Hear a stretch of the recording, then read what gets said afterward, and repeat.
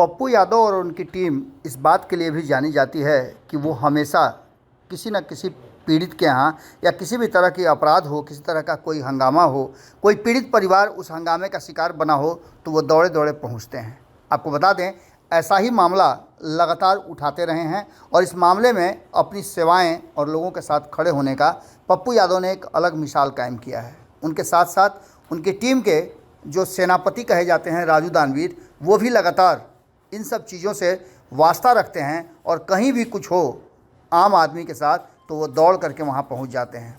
आपको बता दें कि सोनपुर सारण में भी इसी तरह की एक घटना घटी है। हम पूरी घटना को आपको बताते हैं, लेकिन उससे पहले आपको बता दें कि जाप सुप्रीमो पप्पू यादव के बाद उनकी पार्टी के युवा परिषद के अध्यक्ष और सेनापति राजू दानवीर ने आज सारण जिले के नौडिया महेश महतो के परिजनों से मुलाकात किया, जिनके पूरे परिवार को बीते दिनों दबंगों द्वारा बुरी तरह से पीटा गया था, जिसमें उनके 26 वर्षीय पुत्र राजा कुमार की मृत्यु हो गई थी। दानवीर ने उनके परिवार से मिलकर अपना गहरा दुख व्यक्त किया और कहा कि यह घटना बेहद विभत्स, रोषपूर्ण और संवेदनशील है, जो एक बार फिर से याद दिलाती है उस राज की जिससे हम लोगों ने निजात पाई है। अब आपको बता दें कि इस पूरे मामले को लेकर के राजू दानवीर ने मीडिया के सामने अपनी बात को रखते हुए कहा है कि यह अक्षम्य अपराध है, जिसके लिए दबंग अपराधियों को मौत की सज़ा मिले, हम इसकी मांग करते हैं। इतना ही नहीं, उन्होंने कहा है कि इस पूरे मामले की जांच हो और जांच के बाद स्पीडी ट्रायल के माध्यम से उन्हें सज़ा दी जाए। जब एक ओर देश चंद्रायन छोड़ रहा है, वहाँ दूसरी ओर जूठे बर्तन को न उठाने पर मार देना कितनी नाइंसाफ़ी और किस तरह का सामाजिक न्याय है। हमारी पार्टी, उन्होंने कहा कि इस मामले के अपराधियों की गिरफ्तारी के साथ स्पीडी ट्रायल करके 3 महीने के अंदर ही सज़ा दिलाने की मांग करती है। भविष्य में इस तरह की घटनाओं की पुनरावृत्ति न हो, इसका भी ख्याल सरकार और प्रशासन को रखना होगा। घटना के 1 सप्ताह बाद भी अपराधियों की गिरफ्तारी न होना और घटना के जो दोषी हैं, जो आरोपी हैं, उन अपराधियों को अब तक नहीं खोजना, ये कहीं ना कहीं दिखाता है सरकार और प्रशासन पूरी तरह से फेल हो गई है। एक तरफ जहां अपराध बढ़े हैं, वहीं इस तरह की बातों को करना कहीं ना कहीं लगता है कि समाज में अभी भी कुरीतियां बनी हुई है। आपको बता दें कि राजू दानवीर ने परिवार को सहायता राशि भी दी और साथ ही उनके साथ खड़े होने की बात भी कही। अब देखना दिलचस्प होगा कि राजू दानवीर के इस मुहिम के बाद क्या सामने आता है। हालांकि राजू दानवीर के बारे में कहा जाता है कि वो ऐसे मामलों में पीछे हटने वालों में से नहीं है। देखना होगा कि कब तक अपराधियों की गिरफ्तारी होती है और क्या कुछ निकल करके सामने आता है। जुड़े रहिएगा भारत लाइव के साथ। बहुत बहुत धन्यवाद। ये सोनपुर अंतर्गत नवडीहा गांव का ये घटना है और बहुत ही संवेदनशील घटना है। हम तो जूठा उठाते नहीं हैं, हम ये काम करते नहीं हैं, और किसी के घर में शादी विवाह फंक्शन हो और वो ज़बरदस्ती कहे कि हमें जूठा उठाना है, आपको जूठा उठाना है, और हम उससे मना कर दें तो पीट कर हत्या कर देता है। ये कितना ही संवेदनशील बात है। तो सबसे बड़ी बात कि जूठन उठाने से मना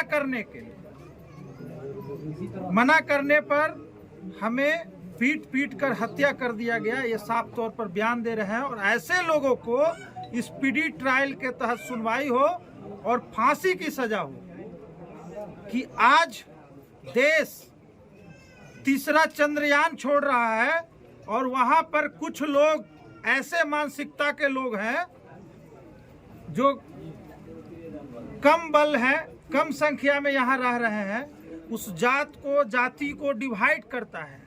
कहता है कि तुम पटेल समाज के हो, तुम्हारा काम, तुम बहुत कम संख्या में हो, तुम्हारा काम ये है, और ऐसे करके और अगले को जबरदस्ती काम करने के लिए बोलता है। और काम नहीं करने पर 2 दिन बाद, 7 तारीख के बाद घटना 7 तारीख को ये होती है, उसके 2 दिन बाद बाहर में उस बच्चे को 26 वर्षीय राजा कुमार को छेक कर और पीट पीट कर लाठी डंडे और रड से 5 लोग, लगभग विक्रम सिंह और उसके साथ जो 5 लोग थे, सब उसी के अपने ही परिवार और साथी थे, वो लोग पीट पीट कर हत्या कर देते हैं। आज ये परिवार अपना बड़ा बेटा कमाता खाता और घर को खिलाता हुआ बेटा को खो दिए।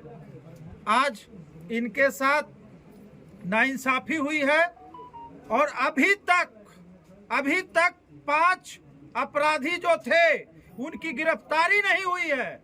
और यहाँ के जो डीएसपी है वो कहीं न कहीं अपराधियों के साथ साठगांठ में है। अपराधी गया कहाँ? अभी तक गिरफ्तारी क्यों नहीं हुई? थाना क्या कर रहा है?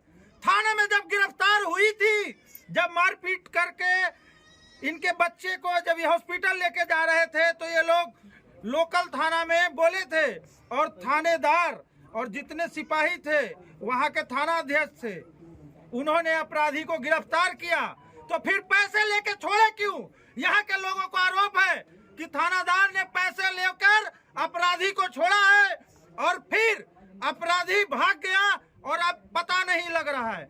और अपराधी कहाँ है उसका कॉल डिटेल भी थानेदार के मोबाइल से चेक किया जाए। आज घटना का लगभग 1 सप्ताह होने जा रहा है, 10 दिन पूरने जा रहा है और अभी तक अपराधी कहाँ है।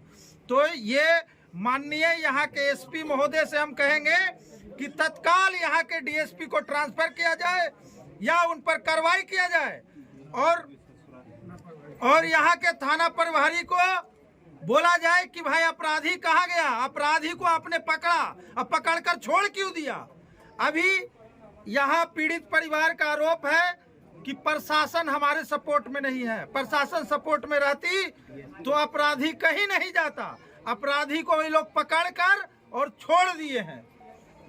तो माननीय एसपी महोदय से हम अपील करेंगे कि तत्काल जितने अपराधी हैं सबको अविलंब गिरफ्तार किया जाए, उसके घर पर कुर्की जब्ती किया जाए और इस परिवार को न्याय दिलाया जाए, स्पीडी ट्रायल के तहत सुनवाई किया जाए और अविलंब 3 महीना के अंदर में सजा दिलाया जाए। माननीय एसपी महोदय से हमें अपील है और माननीय बिहार सरकार से भी अपील है कि तत्काल इस परिवार को 25 लाख रुपया के मुआवजा के तौर पर दिया जाए, क्योंकि इन्होंने अपने बड़े पुत्र को खोया है, कमाता खाता पुत्र को खोया है।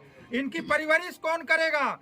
और जो इनके परिवार में है, जो राजा कुमार की वाइफ है, कोई भी ब्लॉक स्तरीय लोकल में आशा दीदी, ममता, किसी में भी एक नौकरी दिया जाए, ये बिहार सरकार से अपील है। सरकार तो यदि अपराधी गिरफ्तार नहीं होते हैं तो हमारा धरना और प्रदर्शन अगले कुछ हफ्तों में जारी रहेगा। और सबसे बड़ी बात कि जो भी प्रशासन इस तरह के कार्य कर रहे हैं, ये मत सोचे हम लोग पीड़ित परिवार के साथ हैं। यदि कुछ ऐसा होता है तो हम लोग प्रशासन को भी मुंह तोड़ जवाब देने का काम करेंगे। बड़ी बड़ी बात कही जाती है। अगर ये वीडियो पसंद आई और वह बिहार के राजनीति और बिहारियत से सरोकार रखेनी तो सब्सक्राइब बटन दबा के चैनल के सब्सक्राइब कर ली। ओजे एगो घंटी बा, ओकरा बटन दबा देला से कुल सटीक और मारक खबर रुआ मुफ्त में मिल जाई। अगर रुआ पत्रकारिता के हमनी के नया प्रयोग में सहयोग कर चाहतानी तो ज्वाइन बटन दबा दी। पेटीएम नंबर नोट कर ली 9386816700। धन्यवाद।